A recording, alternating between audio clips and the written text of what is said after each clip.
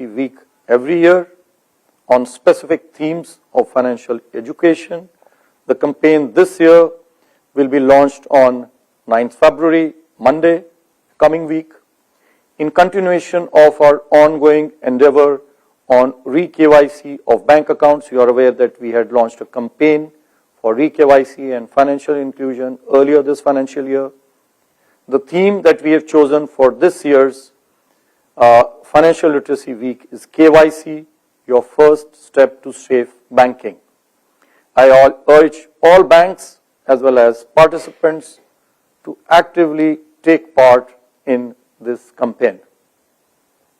To conclude, the Indian economy continues to register high growth despite a challenging external environment clouded by geopolitical uncertainties.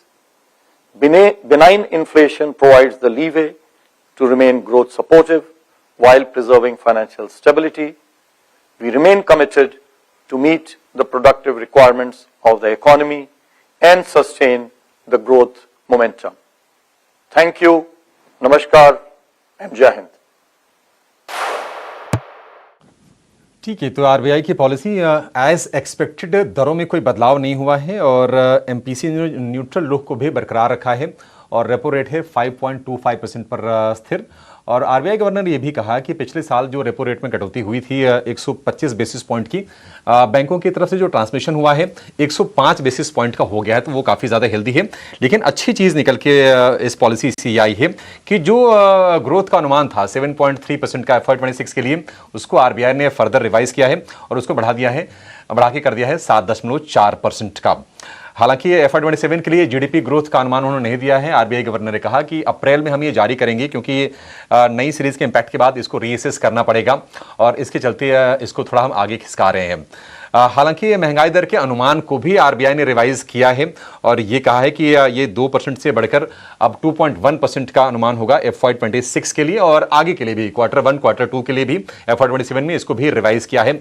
और growth के अनुमान को भी RBI ने FY27 के पहली तिमाही और दूसरी तिमाही के लिए भी बढ़ाया है। कुछ अच्छी चीज़ें की है एमएसएमई के लिए। जो कोलेटरल फ्री लोन की जो सीमा है उसको 10 लाख रुपए से बढ़ाकर कर दिया है 20 लाख रुपए। और आरबीआई गवर्नर ने कहा कि जो देश की फॉरेक्स रिजर्व की जो स्थिति है काफ़ी ज़्यादा हेल्दी है। 72,380 करोड़ डॉलर फॉरेक्स रिजर्व है। उन्होंने कहा कि सिस्टमेटिक लेवल पर जो बैंकों की जो फाइनेंशियल पोजीशन है वो काफ़ी ज़्यादा स्ट्रांग बनी हुई है। तो कुल मिलाजुला के ग्रोथ का प्रोजेक्शन उन्होंने बढ़ाया लेकिन महंगाई का भी बढ़ा दिया, तो ये थोड़ा सा मामला न्यूट्रल हो गया। दरें घटनी थी नहीं, तो दरें नहीं घटी हैं क्योंकि पिछले साल हमने 125 बेसिस पॉइंट का रेट कट देखा था। तो बाजार हम देख रहे हैं कि जो स्थिति पॉलिसी आने के पहले थी कमोबेश वही स्थिति आपको नजर आएगी। निफ्टी है करीब 100 अंकों की गिरावट के साथ कारोबार करता हुआ।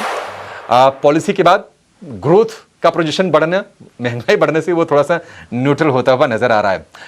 लेकिन चलिए अपने एक्सपर्ट्स को जोड़ते हैं और उनसे जरा चर्चा की शुरुआत करते हैं। हमारे साथ जुड़ गए हैं इकोनॉमिस्ट हैं अरुण सिंह हैं, इसके अलावा दीपक अग्रवाल हैं कोटक महिंद्रा एएमसी से। अरुण जी, दीपक जी, आप दोनों का बहुत शुक्रिया, स्वागत है 18 आवर्स स्वदेश पर।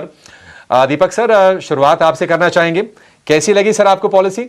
उम्मीदों के मुताबिक ही रही या फिर कुछ चीजें लगी आपको कि नहीं आरबीआई गवर्नर ने कुछ बढ़िया डेटा दिए हैं? नहीं, पॉलिसी एकदम उम्मीद के बराबर है। स्टेटस को एक्सपेक्टेड था, आरबीआई ने स्टेटस को ही रखा है।